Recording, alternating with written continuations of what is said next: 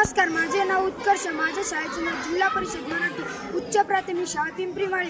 मी वाचलेले पुस्तक अज्ञानातून ज्ञानाकडे या पुस्तकाचे लेखक सुरेश भोसले हे आहे. या पुस्तकामध्ये अंधश्रद्धा निर्मूलनावर प्रकाश टाकण्यात आला आहे, ज्याचा उद्देश समाजामध्ये वैज्ञानिक दृष्टिकोन रुजवणे हा आहे. मी या पुस्तकामधून शिकलो की कोणत्याही ग्रहाची शांती न केल्याने किंवा मांजर आडवी गेल्याने आपले कार्य शुभ घडत नाही. तर हे आपण आपल्या मनामध्ये पाळलेली अंधश्रद्धा आहे, ही आपण अंधश्रद्धा आपल्या मनामधून टाकून दिली पाहिजे.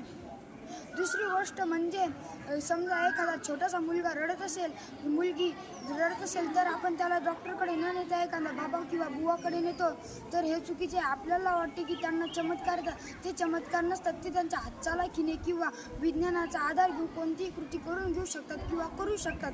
तर त्यांना जर खरंच चमत्कार आले असते तर त्यांनी कित्येक वर्षापूर्वी दुष्काळांचे माणूस अन्न वाचून मरत होते, त्यांना वाचवले का नाही? शेवटी जाता जाता एकच सांगेल, श्रद्धा पाळा पण अंधश्रद्धा पाळू नका. धन्यवाद.